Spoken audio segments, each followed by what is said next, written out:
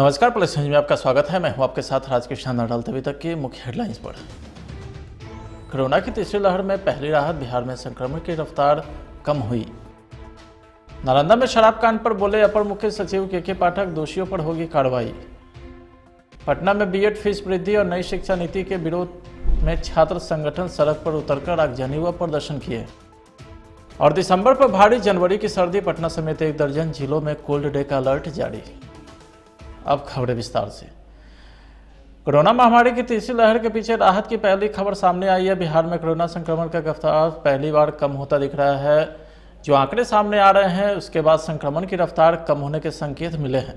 10 दिनों के बाद बिहार में सबसे कम मरीज सोमवार को पाए गए। सोमवार को प्रदेश में कुल 3526 नए मरीज की पहचान की गई। राजधानी पटना में भी यह आंकड़ा कम रहा और केवल 1035 मरीज ही पाए गए। बिहार के 29 जिलों में 100 से कम मरीज मिले हैं। स्वास्थ्य विभाग के मुताबिक पिछले 24 घंटे में राज्य में 1,12,221 सैंपल की कोरोना जांच की गई और संक्रमण दर में भी गिरावट आई है। मुख्यमंत्री नीतीश कुमार के गृह जिले नालंदा में जहरीली शराब कांड के बाद सरकार बेचैनी में दिख रही है। सरकार के बड़े अधिकारी लगातार नालंदा के छोटी पहाड़ी इलाके का दौरा कर रहे हैं और यहाँ शक्ति को लेकर अलग अलग आदेश भी जारी किया गया है। मद्य निषेध एवं निबंधन विभाग के अपर मुख्य सचिव के पाठक ने इलाके का दौरा किया था। जहरीली शराब कांड के बाद उत्पाद विभाग के अधिकारी लगातार छोटी पहाड़ी इलाके के पहाड़ों पर कॉम्बिंग ऑपरेशन चला रहे हैं।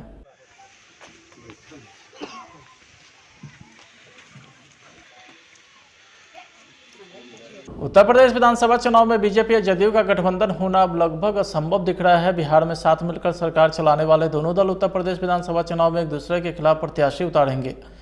यूपी चुनाव को लेकर के जदयू मंगलवार को बैठक करने जा रही, जिसमें 51 विधानसभा सीटों के लिए प्रत्याशी तय किए जाएंगे। यूपी चुनाव में जदयू का बीजेपी के साथ गठबंधन नहीं होने से केंद्रीय इस्पात मंत्री आरसीपी सिंह का नाम राजनीतिक गलियारे में चर्चा का विषय बना हुआ है।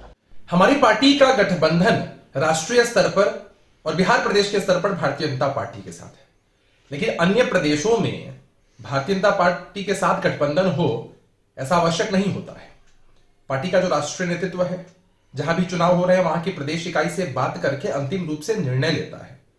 और इसमें अगर विपक्ष के लोग कटाक्ष कर रहे हैं तो उनको तो अपनी स्थिति का अवलोकन कर लेना चाहिए कि आप लोग तो भाई अन्य प्रदेशों में न 3 में है न 13 में है।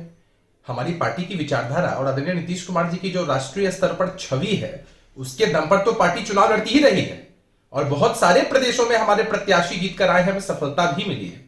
इसलिए अपनी चिंता करिए, हमारी चिंता छोड़िए।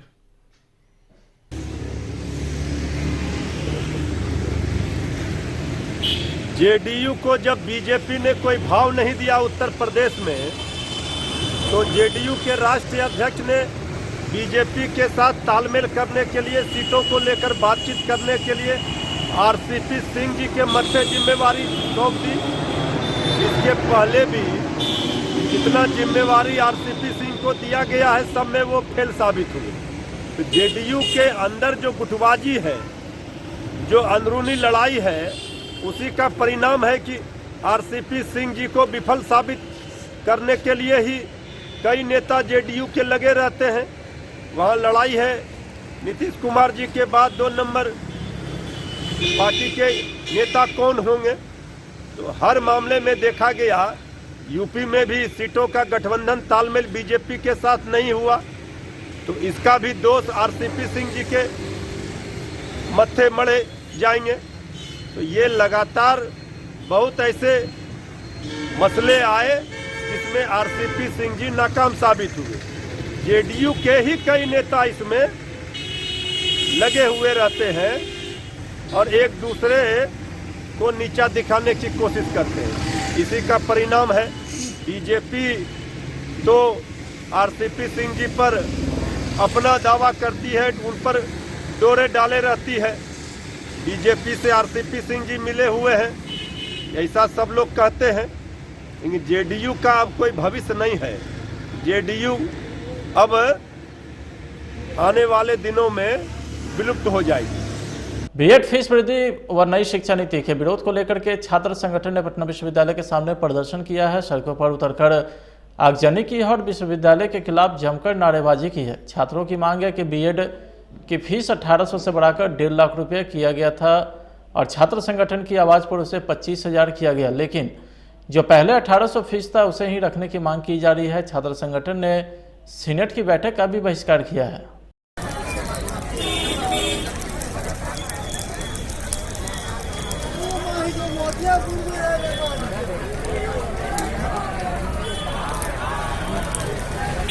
बिहार भाजपा अध्यक्ष डॉक्टर संजय जायसवाल ने बिहार में कानून और व्यवस्था की बदहाल होती स्थिति पर चिंता जताई है। उन्होंने अपने लोकसभा क्षेत्र में घटित हत्या के एक मामले का उदाहरण देते हुए राज्य सरकार को घेरा है। उन्होंने कहा है कि मेरे लोकसभा क्षेत्र के पश्चिम चंपारण के रामगढ़वा ब्लॉक के व्यवसायी शंभू कुमार के पुत्र अजीत की अपराधी ने गोली मारकर हत्या कर दी है। वह गाँव की दुकान से पैसे लेकर अपने घर लौट रहा था। इन इलाकों में पहले आपराधिक घटनाएं बिल्कुल रुक गई थी, पर पिछले वर्ष काफ़ी बढ़ गई है। संजय जायसवाल पहले भी वहां की बिगड़ती कानून व्यवस्था पर सवाल खड़े कर चुके हैं। एक बार फिर से पूर्व एसपी का नाम लिए बिना निशाना साधा है और कहा है कि अब नए एसपी आए हैं, पहले वाली स्थिति नहीं होगी। शराबबंदी कानून में संशोधन को लेकर के हम प्रवक्ता डॉक्टर दानिश रिजवान ने बयान दिया है। उन्होंने कहा है कि संशोधन से पहले जनता से राय ले ली जाए। यदि जनता संशोधन चाहती है तो ही संशोधन हो। यदि जनता शराबबंदी कानून को नकार देती है तो अविलंब यह कानून को खत्म किया जाए।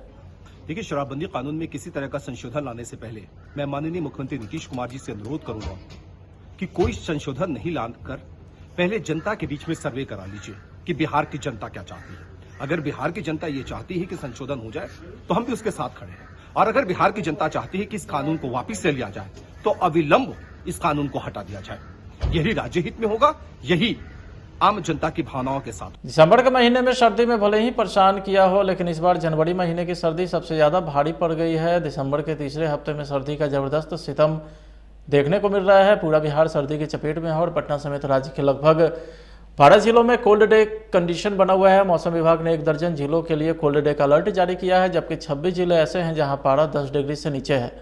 पटना मौसम विज्ञान केंद्र के आदेशानुसार प्रदेश के ज्यादातर हिस्से में सूर्य देवता का दर्शन भी नहीं हुए हैं। धूप न निकलने और पछुआ हवा का प्रभाव बढ़ने से भारी कनकनी की स्थिति है। बाइक चोरी की रिपोर्ट दर्ज कराने भागलपुर के जोगसर थाने पहुंचे एसएसपी बाबूराम को दरोगा और सिपाही ने जमकर लताड़ लगाई।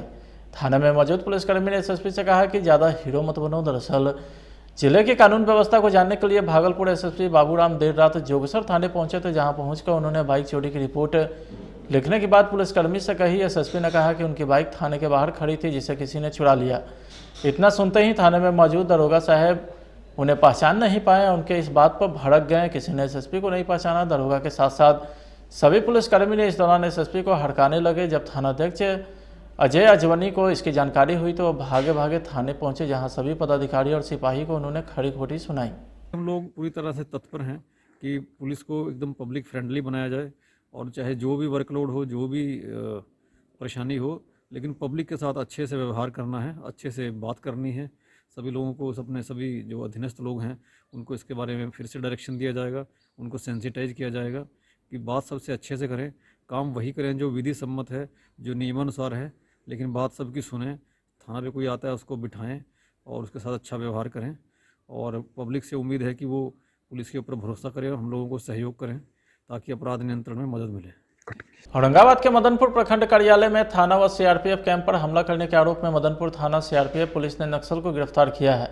जिला पुलिस और सीआरपीएफ के द्वारा संयुक्त रूप से चलाई गई सर्च ऑपरेशन के दौरान सफलता हाथ लगी है। तो वहीं गो थाने की पुलिस ने ठेकेदार से लेवी मांगने और नहीं देने पर हत्या करने के आरोप में एक नक्सल को गिरफ्तार किया है। प्रेस वार्ता के दौरान एसपी कांतेश मिश्र ने यह जानकारी दी। सीआरपीएफ का जो चल रहा है उसमें लगातार हम लोग अभियान चला रहे हैं और ये उसी कड़ी में सफलता हासिल हुई और आगे भी अभियान जारी रहेगा। हार्डकोर अब हार्डकोर की परिभाषा में है ये है नहीं पता नहीं, लेकिन जो 6 मामले दर्ज हैं रामजी भैया के ऊपर और 3 मामले हैं फुलेंदर साहब के ऊपर। इस टीम में सीआरपीएफ की ओर से हैं 2 IC साहब हैं, IT साहब हैं, इसके अलावा ASP अभियान मुकेश जी, SDPO सदर गौतम और SHO मदनपुर और SHO गो इसमें शामिल थे। सीआरपीएफ के संयुक्त अभियान में 2 अलग अलग मामलों में 2 नक्सलियों को गिरफ्तार किया गया है। इसमें पहले है रामजी भैया थाना मदनपुर में, और दूसरा जो है वो है फुलेंदर साहब थाना गो के अंतर्गत। तो इनमें जो पहला है इसके विरुद्ध कुल 6 मामले दर्ज हैं मदनपुर थाना अंतर्गत, जिसमें महत्वपूर्ण है जो प्रखंड और कैंप के ऊपर जो हमला हुआ था इनके ऊपर आरोप है, और जो दूसरा है फुलेंदर साहब इसके ऊपर सड़क निर्माण से जुड़े ठेकेदार से लेई मांगने तथा नहीं देने पर हत्या का मुकदमा दर्ज है। गो थाना के तो औरंगाबाद जिला परिवहन पदाधिकारी, अनुमंडल पदाधिकारी, अनुमंडल पुलिस पदाधिकारी और नगर कार्यपालक पदाधिकारी के द्वारा नगर परिषद क्षेत्र के रमेश चौक, सब्जी मंडी, एमजी रोड, रामाबांध ओवर ब्रिज क्षेत्र अंतर्गत अतिक्रमण को हटाने की कार्रवाई की गई। इसके अतिरिक्त नगर परिषद क्षेत्र के अंतर्गत मास्क नहीं लगाए गए लोगों से जुर्माना भी वसूला गया। मुजफ्फरपुर पुलिस ने एक अभियान के क्रम में 11,50,000 का नकली नोट के साथ 4 तस्कर को गिरफ्तार किया है। पुलिस की विशेष टीम ने मोतीपुर इलाके के बलमी चौक के समीप छापेमारी करके यह कार्रवाई की है। नेपाल और बांग्लादेश से मुजफ्फरपुर पहुंचती थी नकली नोटों की खेप। ग्रुप को अरेस्ट करने में सफलता प्राप्त की है। DSP Saraiya Rajesh Kumar, SHO Motipur, SHO town और एसएचओ सरैया को ये बात की सूचना मिली कि कुछ क्रिमिनल्स जो कि स्विफ्ट डिज़ायर जो आसाम नंबर की गाड़ी थी उसके साथ में आ रहे हैं और इनके पास में भारी मात्रा में नकली नोट है। इस मामले में रोड पे चेकिंग लगाई गई। चेकिंग के दौरान एक स्विफ्ट डिज़ायर को पकड़ा गया। जब इसकी तलाशी ली गई तो 4 लोगों को गिरफ्तार किया गया और इनके पास से 11.5 लाख रुपए जो कि नकली नोट है जिसको बरामद किया गया है। इस प्रकार पुलिस को इस नेटवर्क को जानने में, इस नेटवर्क की तलाशी से एक बड़े ग्रुप के बारे में पता लगा है और जब इनसे आगे पूछताछ की गई तो इन्होंने बताया कि ये लोग नेपाल के रास्ते इस नोटों को लाते हैं और ये लोग बांग्लादेश और अन्य राज्यों में भी इस बात को सप्लाई करते हैं। इसमें 4 लोगों को अरेस्ट किया गया है जिसमें से 2 छपरा के रहने वाले हैं और 2 मुजफ्फरपुर के रहने वाले हैं। खपाते कैसे थे सर? इन लोगों का एक बड़ा नेटवर्क है। इस मामले में हम लोग लगातार जो है हम लोग को सूचनाएं मिल रही थी। अगस्त महीने में, अगस्त 21 में मोतीपुर थाने में भी इसी से संबंधित एक बड़ी छापेमारी हुई थी जिसमें कुछ क्रिमिनल्स को पकड़ा गया था। उन्हीं के इंट्रोगेशन में ये बात आई थी कि नेपाल बॉर्डर से जो है अपराधी इस प्रकार के लगातार नोटों की सप्लाई कर रहे हैं और जिसको ये लोग अमाउंट में, छोटे छोटे अमाउंट्स में करके मुजफ्फरपुर में, छपरा में और दूसरी जगहों पर इनको जो है डिस्ट्रीब्यूट करने का इनका एक नेटवर्क था। इस मामले में जो हम लोग को इन्फॉर्मेशन मिली उसमें आसाम की एक गाड़ी की तलाशी ली गई जिसमें 11.5 लाख रुपए मिले हैं, जिसमें जो है 500 रुपीज़, 200 रुपीज़ और 100 रुपीज़ के अमाउंट के नोट हैं जिसको जो है पुलिस ने पकड़ने में सफलता मिली है। फिलहाल आज के खबर में इतना ही। आप देखते रहिए प्लस न्यूज। नमस्कार। एसिडिटी, गैस, खट्टी डकार, पेट फूलना और कब्ज, ऐसे में मेरी सलाह है आयुर्वेदिक मुल्तानी पश्मीना। ये पेट की सभी समस्याओं में पूरी तरह आराम देता है।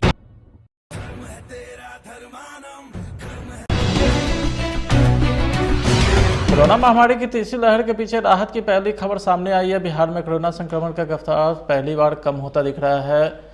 जो आंकड़े सामने आ रहे हैं उसके बाद संक्रमण की रफ्तार कम होने के संकेत मिले हैं।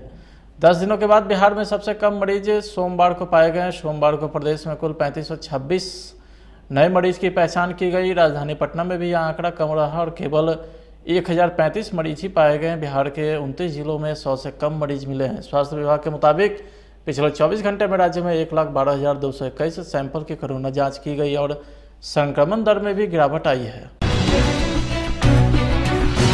मुख्यमंत्री नीतीश कुमार के गृह जिला नालंदा में जहरीली शराब कांड के बाद सरकार बेचैनी में दिख रही है। सरकार के बड़े अधिकारी लगातार नालंदा के छोटी पहाड़ी इलाके का दौरा कर रहे हैं और यहां शक्ति को लेकर अलग अलग आदेश भी जारी किया गया है। मद्य निषेध एवं निबंधन विभाग के अपर मुख्य सचिव के पाठक ने इलाके का दौरा किया था। जहरीली शराब कांड के बाद उत्पाद विभाग के अधिकारी लगातार छोटी पहाड़ी इलाके के पहाड़ों पर कॉम्बिंग ऑपरेशन चला रहे हैं।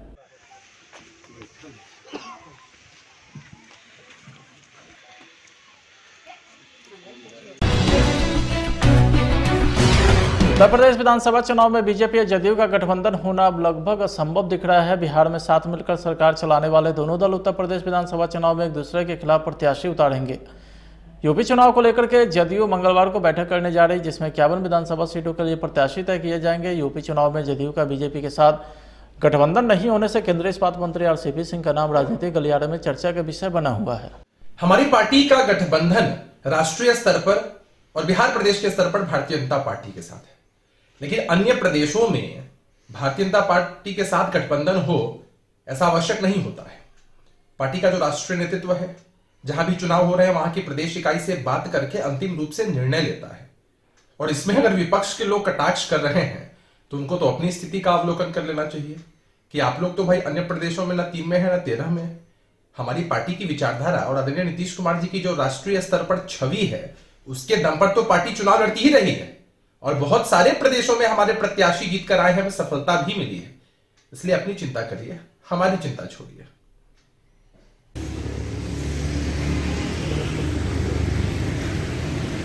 जेडीयू को जब बीजेपी ने कोई भाव नहीं दिया उत्तर प्रदेश में, तो जेडीयू के राष्ट्रीय अध्यक्ष ने बीजेपी के साथ तालमेल करने के लिए, सीटों को लेकर बातचीत करने के लिए आरसीपी सिंह जी के मत्थे जिम्मेवारी सौंप दी।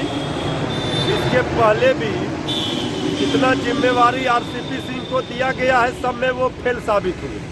तो जेडीयू के अंदर जो गुटबाजी है, जो अंदरूनी लड़ाई है, उसी का परिणाम है कि आरसीपी सिंह जी को विफल साबित करने के लिए ही कई नेता जेडीयू के लगे रहते हैं।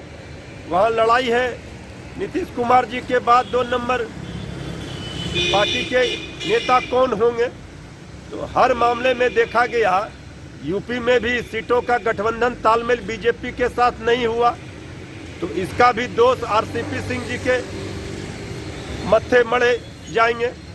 तो ये लगातार बहुत ऐसे मसले आए जिसमें आरसीपी सिंह जी नाकाम साबित हुए।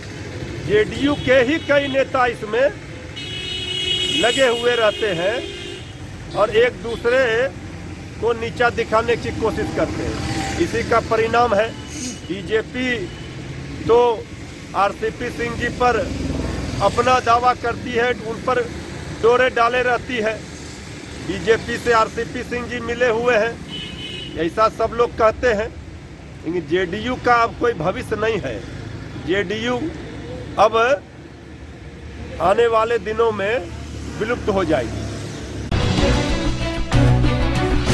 बीएड फीस वृद्धि व नई शिक्षा नीति के विरोध को लेकर के छात्र संगठन ने पटना विश्वविद्यालय के सामने प्रदर्शन किया है। सड़कों पर उतरकर आगजनी की और विश्वविद्यालय के खिलाफ जमकर नारेबाजी की है। छात्रों की मांग है कि बीएड की फीस 1800 से बढ़ाकर 1.5 लाख रुपये किया गया था और छात्र संगठन की आवाज़ पर उसे 25,000 किया गया, लेकिन जो पहले 1800 फीस था उसे ही रखने की मांग की जा रही है। छात्र संगठन ने सीनेट की बैठक का भी बहिष्कार किया है।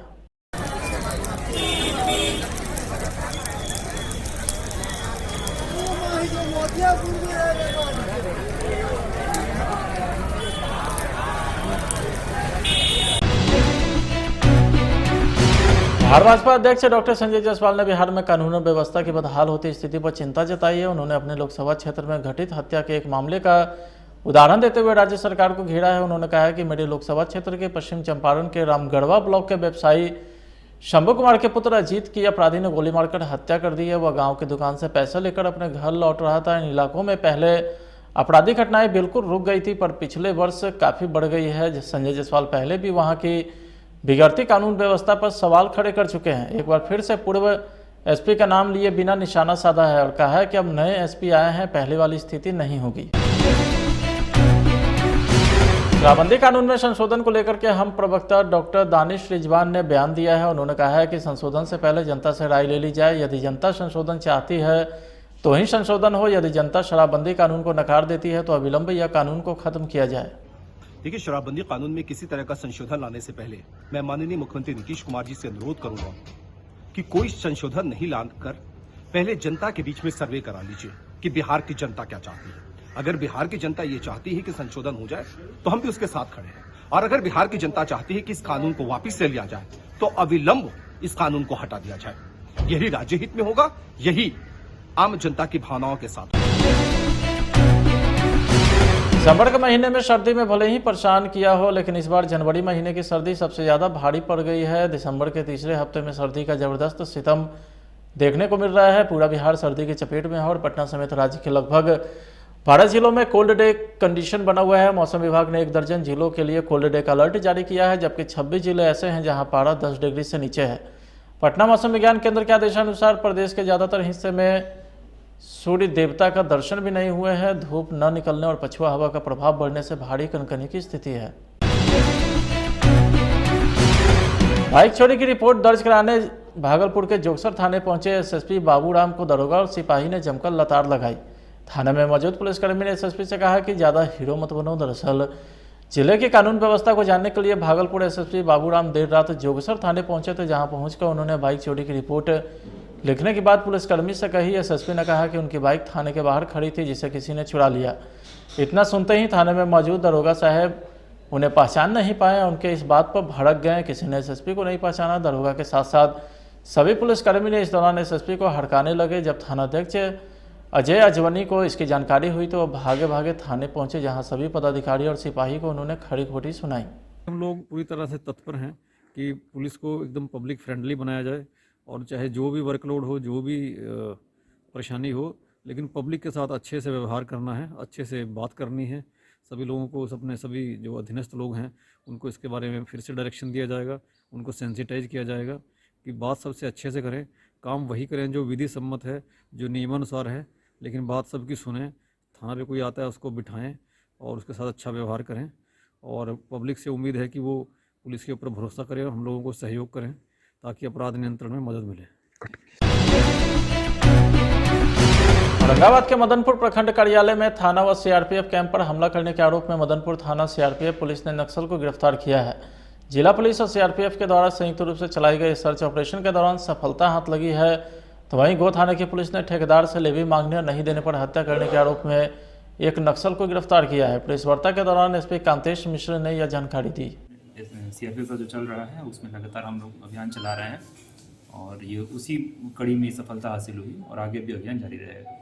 हार्डकोर थे, अब हार्डकोर की परिभाषा उसमें है ये है नहीं, पता नहीं, लेकिन जो 6 मामले दर्ज हैं रामजी भैया के ऊपर और 3 मामले हैं फुलंदर साहब के ऊपर। इस टीम में सीआरपीएफ की ओर से हैं 2 IC साहब हैं, भाटी साहब हैं, इसके अलावा ASP अभियान मुकेश जी, SDPO सदर गौतम और SHO मदनपुर और SHO गो उसमें शामिल थे। सीआरपीएफ के संयुक्त अभियान में 2 अलग अलग मामलों में 2 नक्सलियों को गिरफ्तार किया गया है। इसमें पहले है रामजी भैया थाना मदनपुर में, और दूसरा जो है वो है फुलेंदर साहब थाना गो के अंतर्गत। तो इनमें जो पहला है, इसके विरुद्ध कुल 6 मामले दर्ज हैं मदनपुर थाना अंतर्गत, जिसमें महत्वपूर्ण है जो प्रखंड और कैंप के ऊपर जो हमला हुआ था, इनके ऊपर आरोप है। और जो दूसरा है फुलेंदर साहब, इसके ऊपर सड़क निर्माण से जुड़े ठेकेदार से लेवी मांगने तथा नहीं देने पर हत्या का मुकदमा दर्ज है। गो थाना के औरंगाबाद जिला परिवहन पदाधिकारी, अनुमंडल पदाधिकारी, अनुमंडल पुलिस पदाधिकारी और नगर कार्यपालक पदाधिकारी के द्वारा नगर परिषद क्षेत्र के रमेश चौक, सब्जी मंडी, MG रोड, रामाबांध ओवर ब्रिज क्षेत्र अंतर्गत अतिक्रमण को हटाने की कार्रवाई की गई। इसके अतिरिक्त नगर परिषद क्षेत्र के अंतर्गत मास्क नहीं लगाए गए लोगों से जुर्माना भी वसूला गया। मुजफ्फरपुर पुलिस ने एक अभियान के क्रम में 11,50,000 का नकली नोट के साथ 4 तस्कर को गिरफ्तार किया है। पुलिस की विशेष टीम ने मोतीपुर इलाके के बलमी चौक के समीप छापेमारी करके यह कार्रवाई की है। नेपाल और बांग्लादेश से मुजफ्फरपुर पहुंचती थी नकली नोटों की खेप। ग्रुप को अरेस्ट करने में सफलता प्राप्त की है। DSP Saraiya Rajesh Kumar, SHO Motipur, SHO town और SHO सरैया को ये बात की सूचना मिली कि कुछ क्रिमिनल्स जो कि स्विफ्ट डिज़ायर जो आसाम नंबर की गाड़ी थी उसके साथ में आ रहे हैं, और इनके पास में भारी मात्रा में नकली नोट है। इस मामले में रोड पे चेकिंग लगाई गई। चेकिंग के दौरान एक स्विफ्ट डिज़ायर को पकड़ा गया। जब इसकी तलाशी ली गई तो 4 लोगों को गिरफ्तार किया गया, और इनके पास से 11.5 लाख रुपए जो कि नकली नोट है जिसको बरामद किया गया है। इस प्रकार पुलिस को इस नेटवर्क को जानने में, इस नेटवर्क की तलाशी से एक बड़े ग्रुप के बारे में पता लगा है, और जब इनसे आगे पूछताछ की गई तो इन्होंने बताया कि ये लोग नेपाल के रास्ते इस नोटों को लाते हैं, और ये लोग बांग्लादेश और अन्य राज्यों में भी इस बात को सप्लाई करते हैं। इसमें 4 लोगों को अरेस्ट किया गया है, जिसमें से 2 छपरा के रहने वाले हैं और 2 मुजफ्फरपुर के रहने वाले हैं। खपाते कैसे थे सर? इन लोगों का एक बड़ा नेटवर्क है। इस मामले में हम लोग लगातार जो है हम लोगों को सूचनाएं मिल रही थी। अगस्त महीने में, अगस्त 21 में मोतीपुर थाने में भी इसी से संबंधित एक बड़ी छापेमारी हुई थी, जिसमें कुछ क्रिमिनल्स को पकड़ा गया था। उन्हीं के इंट्रोगेशन में ये बात आई थी कि नेपाल बॉर्डर से जो है अपराधी इस प्रकार के लगातार नोटों की सप्लाई कर रहे हैं, और जिसको ये लोग अमाउंट में, छोटे छोटे अमाउंट्स में करके मुजफ्फरपुर में, छपरा में और दूसरी जगहों पर इनको जो है डिस्ट्रीब्यूट करने का इनका एक नेटवर्क था। इस मामले में जो हम लोग को इन्फॉर्मेशन मिली, उसमें आसाम की एक गाड़ी की तलाशी ली गई, जिसमें 11.5 लाख रुपए मिले हैं, जिसमें जो है 500 रुपीज़, 200 रुपीज़ और 100 रुपीज़ के अमाउंट के नोट हैं, जिसको जो है पुलिस ने पकड़ने में सफलता मिली है।